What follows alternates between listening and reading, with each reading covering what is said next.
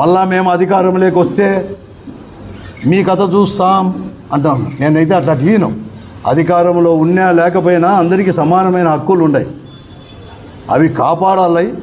అవి కాపాడేకి మీకు చేత కాకపోతే, రాజ్యాంగం ఇచ్చిన అధికారం మీకు చేత కాకపోతే, ఏదైతే అంబేద్కర్ రచించాడో ఆ రాజ్యాంగం చేత కాకపోతే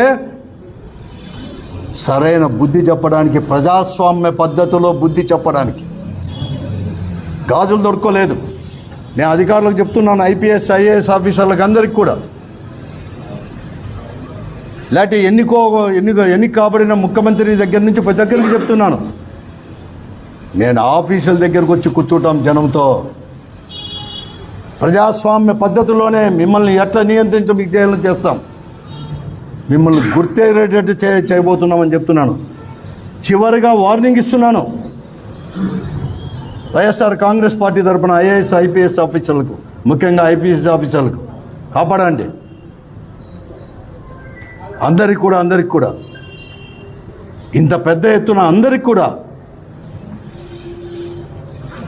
రాజకీయ పార్టీ నాయకులు కార్యకర్తలకు కూడా భయభ్రాంతులను చేసి చట్టం మమ్మల్ని రక్షించండి ప్రభు అని చెప్పి సామాన్య ప్రజలు అడుగుతానే కూడా మీరు విననట్లు, మీ నోర్లు మూగబోయినట్లు, మీ చేతులు కట్టేసినట్లు మీరు ఐఏఎస్ ఆఫీసర్లు ఐపీఎస్ ఆఫీసర్లు వేధిస్తుంటే చూసుకుంటూ కొద్దిగా ఎందుకు ఉండాలి మీరు? అసలుకు వెళ్ళిపోండి, వస్తారు, రక్షించుకుంటాం. మేము చాలా చూసాం ఈ జిల్లాలో.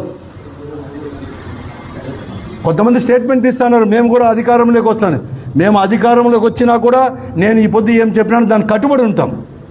గతంలో మేము అధికారంలో ఉన్నప్పుడు కూడా మేము ఉన్నాం, ప్రజాస్వామ్యానికి గౌరవం ఇచ్చేసాం, అన్నీ చేసాం.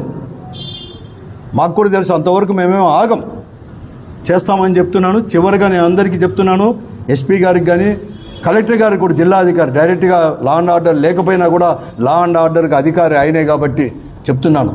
అలాగే మీ తాలూకా ఆఫీసులు కూడా అలాగే తయారైనాయి కాబట్టి అన్నీ కూడా రక్షించాలా అని చెప్పేసి, లేకుంటే ప్రజా సంపత్తితోనే పోరాట బాట పడతాం, అందరినీ కూడా కలుస్తామని చెప్పేసి కూడా